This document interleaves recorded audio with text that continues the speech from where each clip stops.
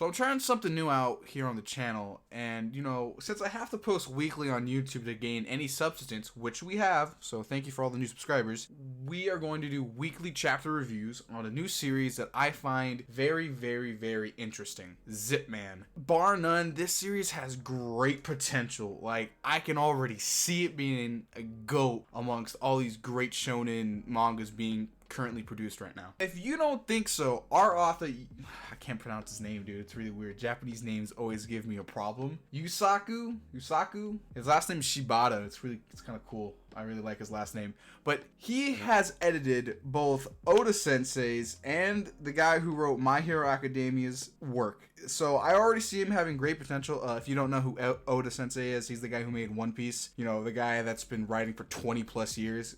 Shout out to him, because 20 years of writing, that's something incredible. So yeah, Yusaku, I don't know, should I call him Shibata? I think I'm gonna call him Shibata. It's like, I like his last name better than his first. Or maybe it's the other way around. I don't know. Japanese people have very weird names when it comes to surnames and first names. So yeah, he has a lot of potential editing for like two of the top most read shonen right now. So he has great potential right now, and I'm really loving it. So I can't review the most current chapter without recapping the first 3 chapters, because most likely people are going to find this video before they find the manga. So I'm going to recap chapters 1 through 3 very briefly, and then I'm going to review chapter 4. Aight? Good. So in the first chapter, we get introduced to our main lead protagonist, Kaname. He's a 17-year-old kid that basically is a giant weeb, but is a very Bakugo-like in character. So just like in any shonen, our main character has to go through some struggle or, traumatic backstory to make him a very shonen-like character. And that, tragic backstory being is that his twin brother, or brother that was born on the same day, has recently passed away very mysteriously. Before any big plot points get brung up during this early part of chapter 1, we get to see Kaname trying to practice out for one of his favorite shows, the one he's a weeb for, Jackman. We don't get really much on about the TV show, just that it's a very popular show, and Kaname's trying to audition for the next lead of being Jackman. Basically all we get for the first, get a bit of this chapter. So after the audition scene in the beginning of the chapter, we get introduced to his twin brother, or, this is brother that was born on the same day, basically. Koshiro. He is a super genius. So smart, in fact, is when he died, he set scientific advancements back 50 fucking years. And basically, because of his brother being this smart and just this overwhelmingly popular dude in this universe because of his, scientific advancements, he's a shadow for Kaname. He really can't do anything really great or phenomenal without being in his brother's shadow. But when they were younger, they really did have a great relationship with each other. They did watch Jackman when they were younger, and they were born on the same day. So I guess they do have a little brotherly bond with them together when they were younger. So then, right afterwards from the brotherly introduction, we get introduced to our main female protagonist,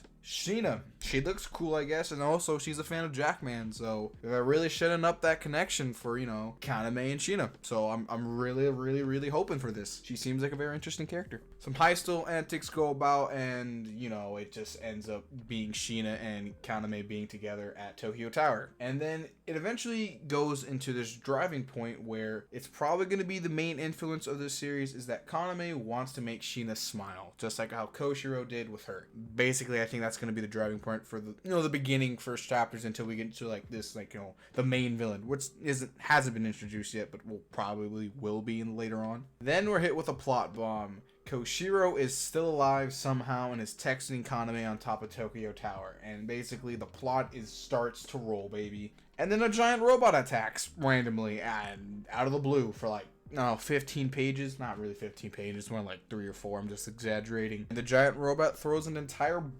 semi-truck at Sheena and Kaname. Just your everyday normal thing. No one gets hurt. Surprisingly, shonen characters. It's the first chapter. Really, you're gonna kill off the 2 main characters? What are you, crazy? But then, out of the blue, randomly, their smaller semi-truck, or just, maybe an RV van, I can't really tell, it's really drawn weird, comes with a giant robot suit. Looks kind of like a bunny / a puppy? Now looking at it, it kind of does look like a puppy. and this, puppy-like suit is speaking with Koshiro's voice, and Kaname is just, Kaname, I can't pronounce these words. I feel like if I mess up, I'm sorry. Is just shocked. He's like, what the hell? What is this suit? What is this thing? Huh? He's just really flabbergasted by this whole development of a giant robot and a suit talking to him that sounds like his brother. What's the first thing you do when you see a robot talking to you, telling you to get in, sounding like your brother? Of course you're gonna get in. Duh, it's shonen. After going into the suit, he becomes Jackman because he has no other original names to do this, and he's kind of in the moment fighting a giant robot inside of his current brother at this point in time, and fights him. It's a really cool fucking fight. I can't really describe it any way else. It's really, really cool visually. And so when the fight's over with the giant robot after a couple panels, which looked very visually cool, a plot reveal at the very end of this chapter is the suit that Kaname, I can never pronounce his name correctly. I'm just gonna leave it in bloopers, it's fine. Is currently inside his brother. The suit that he is in is Koshiro. So that's the major plot bomb for the end of the chapter. What I think about chapter 1, it came out 4 weeks ago, but what did I think of it? I thought it was really cool. I like the whole idea of a brother relationship with the main characters being involved. And I like the concept of the suit being the driving force of this series with Koshiro being in it. So I like Kaname. I always say Kaname. It's really bad with me. I really like it. I like the main character being this Bakugo-like guy being a weeb. So yeah, I give the first chapter a rating of probably of a 7. No, I take it back. Not a 7, an 8. I really, really, really, really like this chapter. All right, chapter 2 recap. Let's go. So this chapter is pretty easy to explain. It's basically an origin chapter on how all the events kind of came about. So Koshiro, during one of his lab events, he's just at work basically, gets sneak attacked by the suit that is called Jackman at the current moment in time when, viewing this chapter. He gets attacked by it, and it basically consumes him just like how Koshiro got consumed by Kaname during chapter 1, and so his body somehow was left behind and his soul is now in the robot suit. Basically, that's just basically the first half of this chapter. It's basically just an origin story and just how Kaname is just like, what the hell, this is weird, this is crazy. It's just basically that for the first half. So Koshiro basically tells her brother that was a one-time deal. They're never doing that again. They're never fighting the giant robot idea again. They're not feeding into being a superhero. He wants to get his body back, and he's like, nah, this is my lab. We're not doing it again. It's a done deal. He's totally against the idea of becoming Jackman again and saving the day. But then the plot answers, and basically Shina finds a key. We don't know what this key is, and calls, Kaname, hey, I found this. Can you come and look at this real quick for me? It's really weird. And then Pop Girl Jackman shows up and just starts running everybody's shit and is all like, give me the key before I beat you to death, basically. And then she's like, kawaii. I forgot,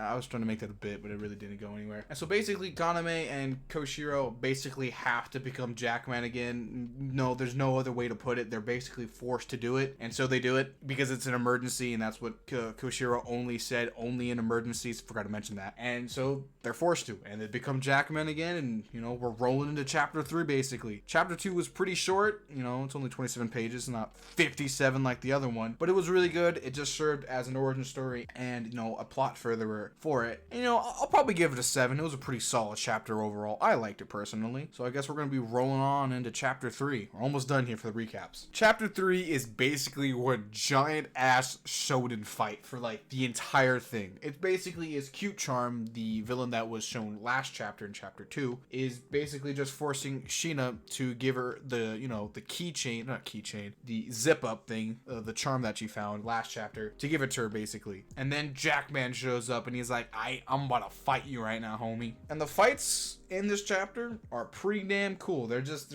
giant robot fights, but Dragon Ball Z style is basically the way I explain them, with mech elements into them. A key thing we learn here actually is if Jackman propels one of his limbs, like a fist for example, because they use that, to an opponent, he actually has to go physically retrieve it to put it back on. He can't just magnetize it or anything. And also another key element during this fight is that Jackman is losing, but then he gets the idea, hey, this zipper can go into our little hand slot here where there's no fist. And so they said, all right, let's see what happens. And so they pull it back and they reveal a giant mech arm thingy majiggy, and it's just there, and it actually leads to this moment in the manga where he just chucks his giant fist to Cute Charm and just, you know, blindsides her. And it's the end of the chapter where we see him like pulling down like the zipper opener part to where you can like get inside the suit and just rips it off with it. So it's pretty damn cool how they show it. And that's how chapter 3 ends. It ends with Zipman taking off the zipper of Cute Charm, and we get a little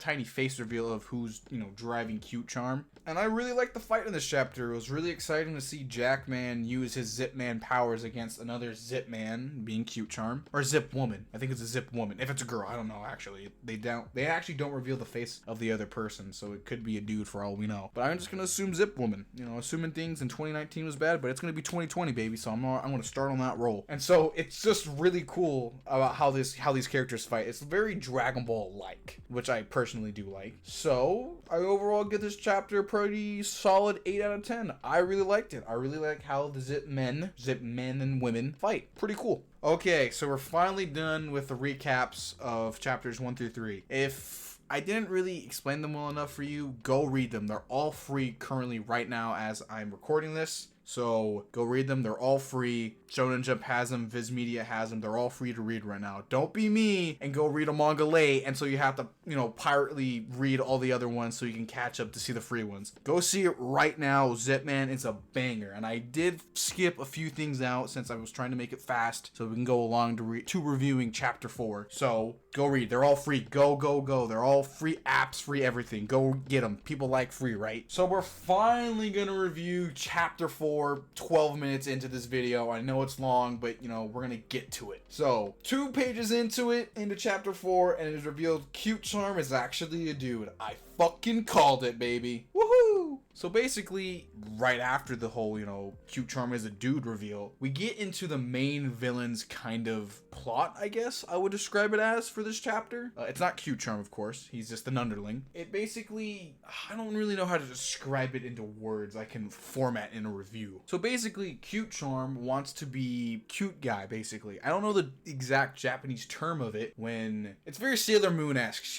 The dude wants to be like a Sailor Moon in this universe, basically, but he can't because society views it as weird. But this main villain, called the Chairman, basically can do this with soul technology. And with this soul technology, you're able to transfer, you know, your human soul and body to a mechanical thing. Or it probably could be used for other things, but it's just basically that, just human to robot. And, you know, Cute Charm was like, yeah, I want to use this power to be this harmonious, great person like a Sailor Moon in our universe, you know, but it's a TV show, basically. And that's all well and good, but Koshiro's like, dude, you're greedy. This is all greed here, basically talking about. It's basically terrorism, and he's like, no, I'm totally against it. I'm defecting from the group. He's not a part of it. And now it kind of makes sense with the backstory now, since, you know, the Jackman showed up, and basically he was one of the first people ever to use the soul technology on somebody, that being the Chairman, him being the first using it on Koshiro. And he's basically against it. Koshiro's like, nah.